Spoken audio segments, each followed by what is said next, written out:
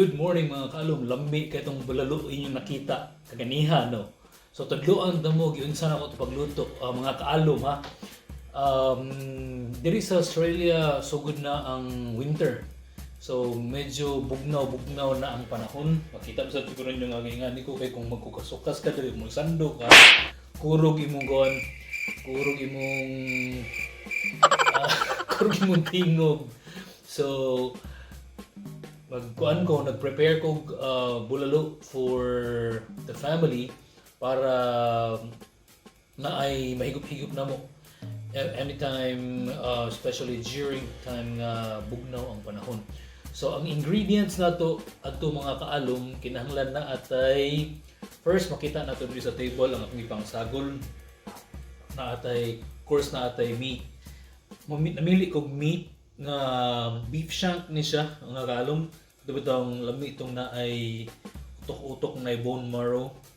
Kay kung maluto na ni morning nagpadaw kuan padaw cholesterol. Morning nagpadaw lami actually. So na ako din ni mga shank.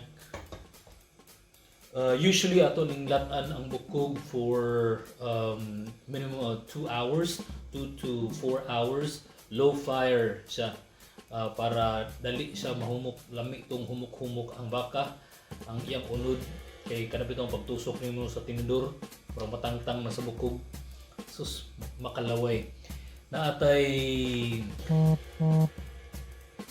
kani mais, sagulan na itong mais, sibuyas dahonan, atay repolyo, cabbage.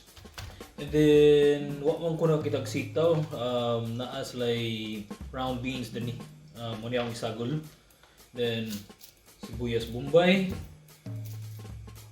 We have the paminta, asin, na atay ahos, og tagulan na to og fish sauce, patis. Sagol ka po ni makalami ni siya sa atong bulalo. So, guys, makita niyo sa likod nga nagpainit ko og kining tubig na ako'y stock pot.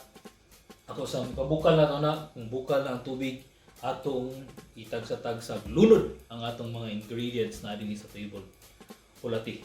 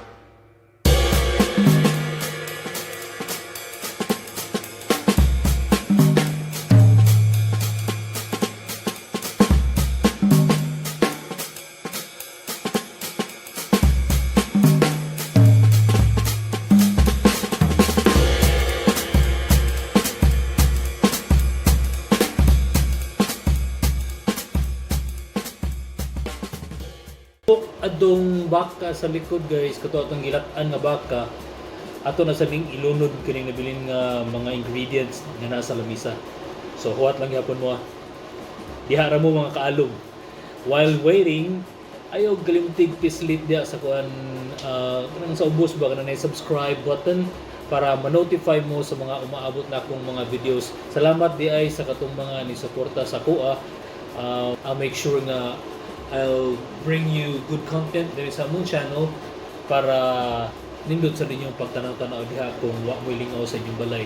So don't forget to hit on subscribe and click on the notification bell. Comment sa mo kung say naabot mo istorya na buy suggest para ato sa siguro basi mabuhat nato na sa sunod videos. So guys, salamat and then padayon tani atong luto-luto.